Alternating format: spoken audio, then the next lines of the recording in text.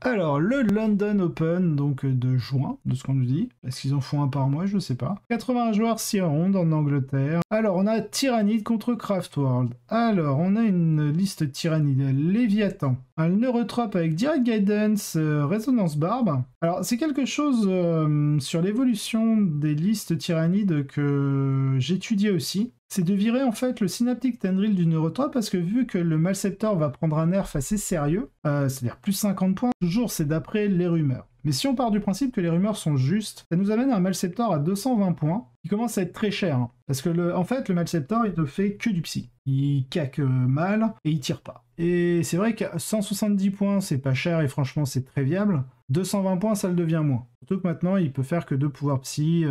Et même si son impérative était intéressante, maintenant pour 220 points, est-ce que j'ai réellement besoin d'un Malceptor? Et si j'en ai pas réellement besoin, est-ce que j'ai besoin de buffer 2 fois avec un dé supplémentaire? Et donc, si on part du principe qu'on ne joue plus le Malceptor, donc là, je suppose que potentiellement, il n'est pas de Malceptor, peut-être qu'un Malceptor qui va tout le temps buff. Dans ce cas, est-ce que le trait de seigneur de garde ne peut pas être remplacé? Parce que des fois, quand on joue, comme ici, des gros packs de guerriers, bah, le petit plus 1 pour toucher, il manque. Et donc, voilà la réflexion du Direct Guidance. Bon, il a la résonance barre pour avoir son plus 2 au cast. Ensuite, il a le tyran ailé, adaptive biologie, Reaper d'Obliterax, comme d'habitude. On a deux gros packs de guerriers, donc tous équipés de la même manière. On a les Deathspitter Dual Bone Sword, on a du Barbed Strangler pour rajouter de la saturation Dual Bone Sword, et on a, vu que c'est des packs de 9, les 3 canons venin et les 2 unités sont équipées de la même manière. Il y en a une qui a seulement la glande d'adrénaline et l'autre qui a la glande plus le Flèche Hook.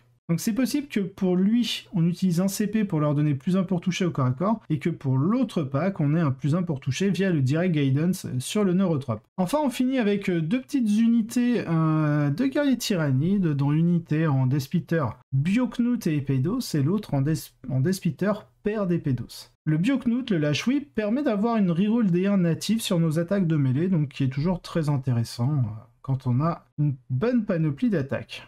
Ensuite en élite, donc on a un Malceptor, hein, toujours disponible. On a 2 x 2 pyrovores, une unité de Tyrangarde, une unité de Venomtrope, une unité de Zoanthrope, de 3 Zoanthropes. Donc je suppose que de toute manière le Warp Siphon du Neurotrope partira régulièrement sur le Malceptor. Enfin en volant, on a une harpie, 2 harpies en double canon venin lourd, et il y en a une à qui on a mis l'amélioration Synapse. Enfin, la liste Eldari.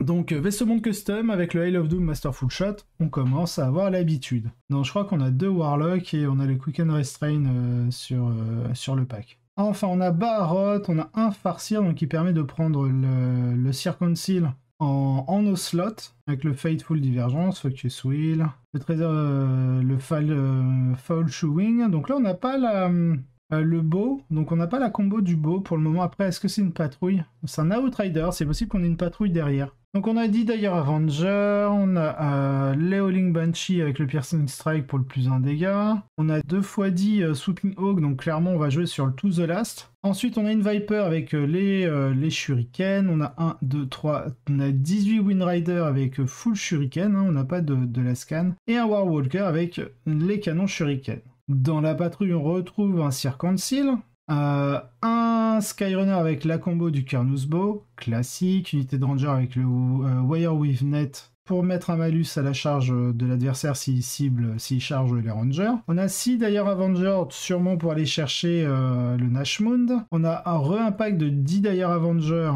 et une double Viper, et en transport dédié, un Web Serpent, le tout en Shuriken pour maximiser le Hail of Doom Masterful Shot.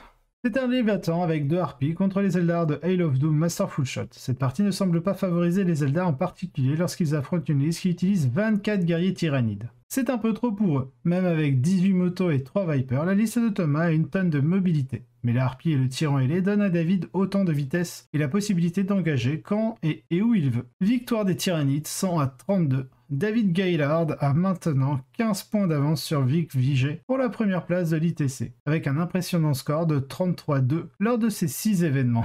Ah putain, j'ai même pas fait gaffe au nom des joueurs. Ah ouais, c'est David Gaillard, là, ça fait 3 semaines de suite où il enchaîne les tournois, et on le retrouve souvent dans le top 1. Bon, on a, voilà, David est un joueur incroyablement bon qui dirige la meilleure faction du jeu. À ce stade, il peut se permettre de ne pas participer à tout événement comptant moins de 300 joueurs et de défier le LVO en février pour remporter le titre, bien que Vic, Manny et Inès soient sur sa trace. Le LVO, c'est un des derniers tournois du circuit ITC, on va dire, et c'est le tournoi des fois qui rapporte le plus de points. Et certains joueurs aux US peuvent des fois se permettre de ne pas aller à certains tournois juste pour gagner le LVO et faire suffisamment de points pour arriver en gros premier du classement ITC.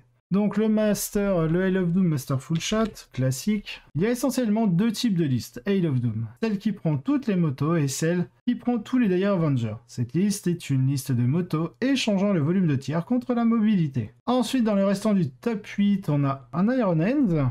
Donc un triple Redemptor contient également un Contemptor's Relic, donc qui a été mis en personnage je pense, 2 unités de vétérans Vanguard en griffe éclair, une paire de Devastator Graph Cannon et un Melta dans un drop pod et une unité de Void Men's at Arm pour des actions bon marché. Ok. Ensuite on a un TOW avec un custom set. Nous avons présenté cette liste dans le numéro de Competitive Innovation de la semaine dernière. C'est celle qui utilise Place Part et Blocking Tactics et qui joue de manière agressive avec les Crisis Suits pour capturer les objectifs. Donc oui, on en a parlé justement, c'est le fait que les Crisis comptent pour 3 figurines et lorsqu'elles chargent deviennent super OP. Ensuite, on a un Harlequin en Light Side As avec 3 Void Weaver et 2 unités de bike. Ensuite, on a l'Adepta Sororita en Bloody Rose avec Val et des Repentia. Donc Val, c'est Morvenval. Hein. Un Tyranny dans Léviathan avec beaucoup de guerriers. Et un tour en Custom Set, Place Part, Blocking Tactics. On dirait que c'est vraiment la nouvelle mode en ce moment du taux aux US en tout cas, de jouer ce type de liste.